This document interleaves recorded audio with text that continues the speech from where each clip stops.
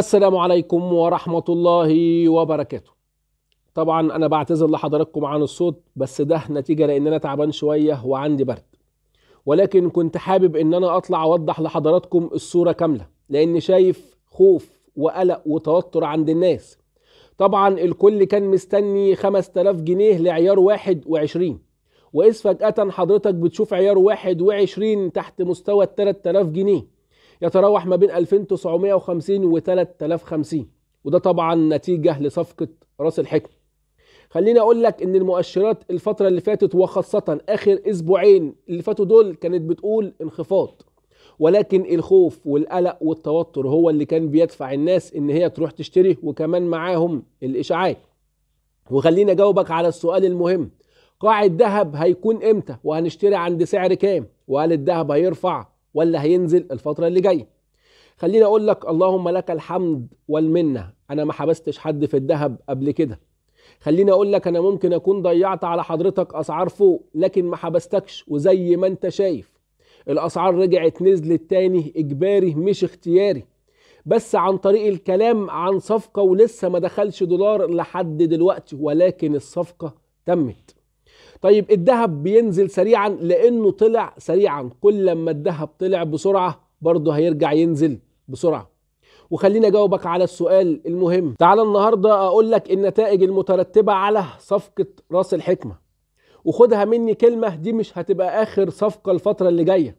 في صفقة سعودية هتكون ب 45 مليار دولار، ده هيتم الاعلان عنها في شهر 6، غير صفقة كمان من صندوق الاستثمار القطري، ودي هتكون في مدينة العالمين. وخليني اقول لك الفترة اللي جاية في تعويم ولا لا، وهل الفترة الحالية مناسبة للشراء ولا لا. كل ده هجاوبك عليه، وما تنساش تعمل لايك، ويلا بينا.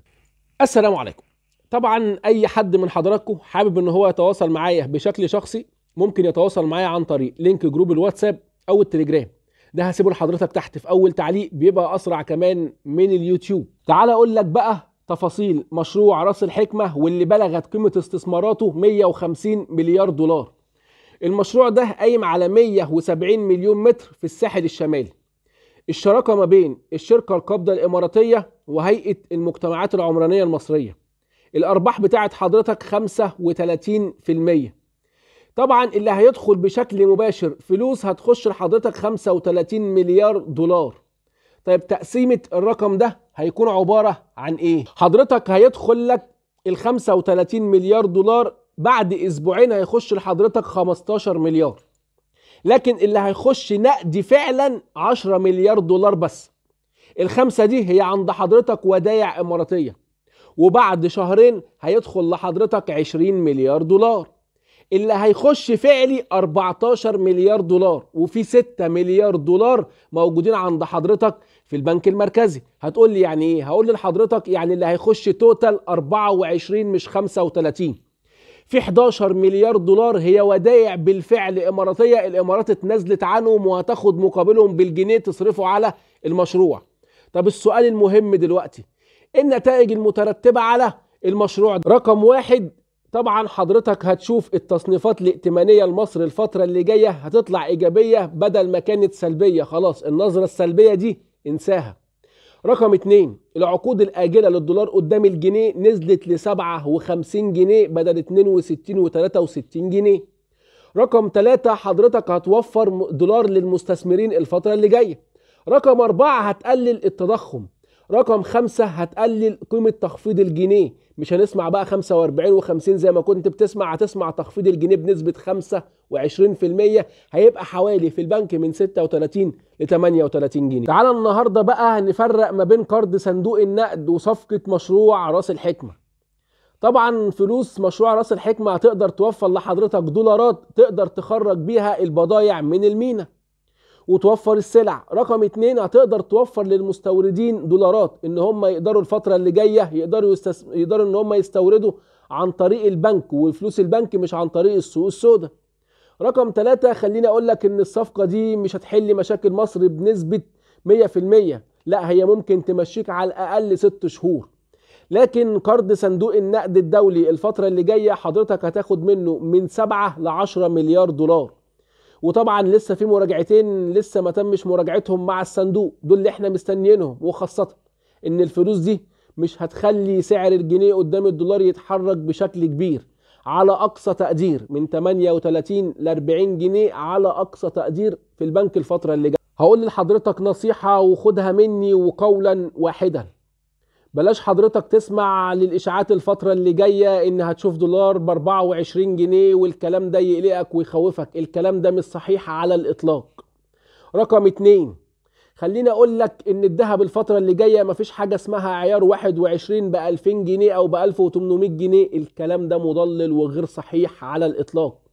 رقم 3، الذهب وهو بيطلع وبعد كده يصحح ينزل وبعد كده يطلع، وبرضه نفس الوجه في النزول. الذهب وهو بينزل مش هينزل عمودي، الذهب هينزل بعد كده يصحح يطلع بعد كده يكمل نزول. وخليني اقول لك ان رقم 2900 جنيه لعيار 21 الرقم ده صعب ان هو يتكسر بسهولة، لان في ناس ما كانتش متخيلة الرقم ده مرة تانية وهترجع تشتري عنده وهتحصل من عنده مضاربات، فالرقم ده مش هيتكسر بسهولة زي ما حضرتك متخيل. رقم 4، خدها مني كلمة، الناس اللي اشترت بالغالي بلاش حضرتك تروح تبيع وانت عارف ان انت شاري بالغالي وعارف ان انت مش محتاج فلوسك دلوقتي. انا ضد البيع بخسارة تحت اي بند وتحت اي مسمى. رقم 5، لازم حضرتك تغير مفهومك ناحية الذهب. الذهب دلوقتي ما بقاش ملاذ آمن زي ما الناس كلها متخيلة، الذهب دلوقتي بقى لتحقيق الثروات والمضاربات. الذهب حضرتك حولته لسلعة تباع وتشترى. رقم 6، في الأول وفي الآخر كل واحد لازم يقتنع برزقه، لأن انت رزقك مش هتاخد غيره، فلازم تكون مقتنع برزقك. الفترة اللي جاية اشتريت غالي اشتريت رخيص اشتريت ايا كان اشتريت على سعر كام، لازم تكون راضي برزقك. هنا اقول لك، هل الوقت الحالي مناسب للشراء ولا لا؟ قولا واحدا، الوقت الحالي غير مناسب للشراء على الاطلاق.